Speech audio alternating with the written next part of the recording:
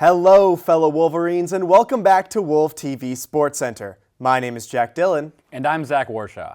In this week's episode, we'll break down men's basketball games against Northwestern and UCLA, women's basketball games against Northwestern and MSU, hockey's series against Penn State, baseball and softball's opening weekends and games, and men's and women's gymnastics matches against Arizona State and UCLA.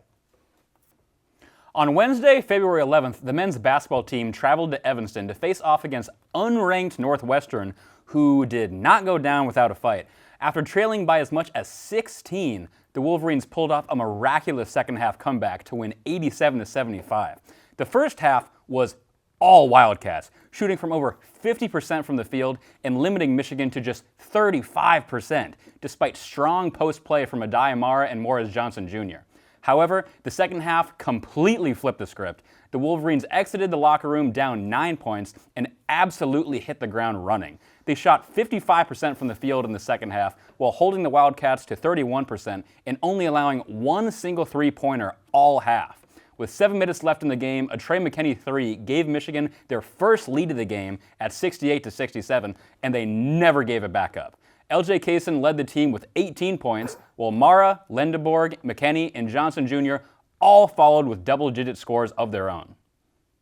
On Valentine's Day, the UCLA men's basketball team shipped down to Ann Arbor and became yet another victim of the Wolverines, losing 86-56. The Wolverines never trailed, jumping out to an early lead behind great play in the paint from Morris Johnson Jr. and Yaxel Lendeborg, and taking a 40-38 advantage into halftime. The second half quickly turned into a runaway. Michigan shot an insane 78% from the field after the break, while holding UCLA to just 26% and one made three-pointer. A stretch of transition buckets from Namari Burnett, Lendeborg, and Adai Mara pushed the lead into double digits, and by the 8-minute mark, the Wolverines had blown the game open with a 21-point advantage. Fantastic offensive performances powered the win, led by Yaxel's 17 points and Morez's perfect 6-for-6 shooting. Following this win, along with Arizona's loss to Texas Tech, your Michigan Wolverines are the new #1 team in the country. The rest of the regular season will be far from easy, though, as their next two opponents are #7 Purdue and #2 Duke later this week. Your #7 ranked University of Michigan women's basketball team also headed to Evanston on Thursday, February 12th, and left with a convincing 80-58 victory over Northwestern at Welsh Ryan Arena. The Wolverines trailed by 6 at halftime and fell behind by 7 early in the third quarter before exploding with a 14-0 run to seize control for good. A Silas Swords layup ignited the surge, with Ashley Sofilkanik, Brooke Corals-Daniels, and Kendall Dudley all contributing buckets during the stretch. Michigan never looked back from there, outscoring the Wildcats 49-21 in the second half and leading by as many as 23 in the fourth quarter. Olivia Olson continued her scorching stretch of play with 21 points, 8 rebounds, and 7 assists, her 6th straight 20-point game. Swords added 16 points and Dudley chipped in 12 off the bench, while Corals-Daniels put together an all-around effort with 8 points, 7 rebounds, and 6 assists. The Wolverines racked up 26 assists and forced 20 turnovers, improving to 21-4 overall and 12-2 in Big Ten play.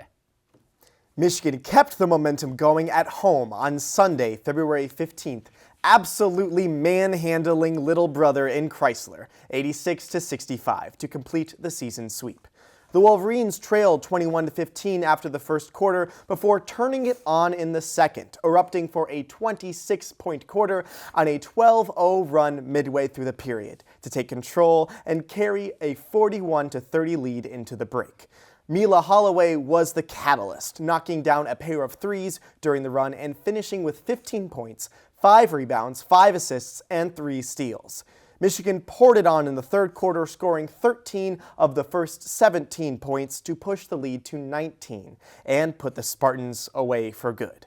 Swords paced the Wolverines with 24 points, while Olsen recorded her 7th straight 20-point game with 23, 8 rebounds, and 4 assists. Michigan forced 24 Michigan State turnovers and converted them into 22 points, winning by 21 and improving to 22-4 overall, and 13-2 in the Big Ten.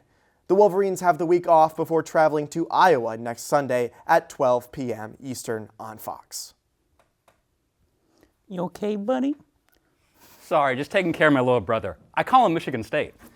The Michigan hockey team took on Penn State this past weekend, sweeping the series with wins on Friday, February 13th and Saturday, February 14th. The first game was an absolute barn burner, with the lead going back and forth throughout the game, neither team ever leading by more than one. TJ Hughes notched 2 goals on the night, while Jack Ivankovic made 38 saves. Michigan carried a 4-3 lead late into the third, but a power play goal from Penn State with 4 minutes left sent the game into overtime. Neither team could get anything going in the extra frame, which officially had the game end in a tie for NCAA standings. For the extra Big Ten point, we went to a shootout. Michael Hage scored on the first attempt for Michigan, and Ivan Kovic stopped all 3 Penn State attempts, including shutting down star Gavin McKenna to seal the shootout victory for the Wolverines. Game number 2 was a lot less intense. Nick Moldenhauer had a 2-goal, 3-point performance. Jaden Perron had a goal and an assist, with Michael Hage and TJ Hughes both notching 2 assists as Michigan cruised to a 6-3 victory. Michigan now heads on their last road trip of the season to Wisconsin, where they'll face the Badgers on Friday, February 20th and Saturday, February 21st at the Kohl Center in Madison. Oh look, it's our good friends the Penn State Nittany Lions after a 6-3 domination in Yost. Not so scary anymore. The men's baseball team played their opening weekend of the season in Surprise, Arizona, and went 3-1 to clinch the Surprise College Baseball Series. Facing stellar competition in all 4 games, the Wolverines beat number 12, Oregon State, Stanford, and number 24, Arizona, before falling in extras in the second game against the Oregon State Beavers. On the mound, Michigan rode behind fantastic outings from numerous Wolverines. Cade Montgomery earned the win against Stanford after holding them scoreless for 6 1/3 innings and striking out 5. Kurt Barr absolutely shoved in the win against Arizona, punching out 8 Wildcats over 7 innings. In the batter's box, the Wolverine lineup revolved around 2 new transfers, Evan Hager and Brendan Stressler. Hager, the redshirt sophomore who spent time at Houston and Alabama, recorded a .400 batting average, with many of his 6 hits coming in clutch situations, leading to 6 RBIs over the weekend. Stressler, the junior who played previously at St. Louis, went .500 on the weekend, tallying 7 hits, a double, and a home run, all in 14 at-bats. The preseason schedule does not get any easier for the Wolverines, as they are slated to face the number 16 Florida State Seminoles, number 15 Louisville, and unranked Kansas State in the Amegi Bank College Baseball Series at Globe Life Park in Arlington, Texas. The Wolverines softball team played in its first tournament of the year in Houston, going 4-1 on the weekend. The women beat Pittsburgh, Houston Christian, Incarnate Ward, and Lafayette College in a convincing manner before falling to the hosting Houston Cougars in a nail-biting 10-9 loss. Sophomore Lauren Putz put on a clinic and left the weekend with 5 home runs, 12 RBIs, a .600 batting average, and an OPS over 2, all of which helped earn Big Ten Player of the Week.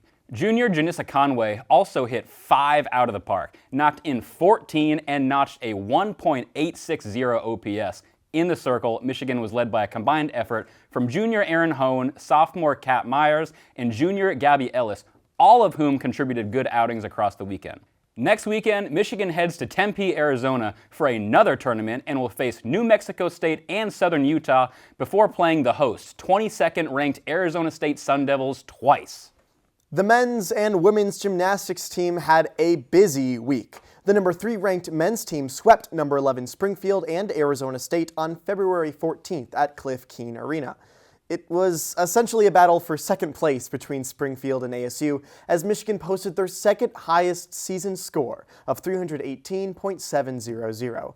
They now get a break in competition before welcoming Penn State to Ann Arbor on Sunday, March 7th. On the women's side of things, the number 9 ranked Wolverines lost a tight battle to number 4 ranked UCLA at Coley Pavilion in Los Angeles. Despite the 197.725 to 196.918 loss, the team posted 2 individual event victories, with Sophie Parenti earning the uneven bar title and Jazara Ranger claiming the title on beam. The women will now host Rutgers next Saturday, February 21st. Okay, Jack. Obviously, seasons are winding down. We got a lot going on the next few weeks. I am so pumped for the duel in the districts. Number 1, Michigan versus number 3, Duke. Should be number 2, but one voter put Houston at number 1, and then they lost to Iowa State. So that's kind of strange to say the least, but easily probably the toughest matchup Michigan's done so far. Neutral site. So much is going to go on in this game. Yeah, I'm extremely excited to watch Yaxel Lendenberg face up against Cam Boozer. You know, those are two of the best wing prospects in this class, two of the best wing prospects, you know, in the last few years, along with A.J. DeBonsa. And I'm just excited to see how the Michigan defense, how Dusty May plans to attack that position, that 4 on the floor, because Cam Boozer runs their offense. And some of the best Michigan defense the entire season has been played by our post defenders. So I'm just extremely excited to see how that matchup ends up breaking down.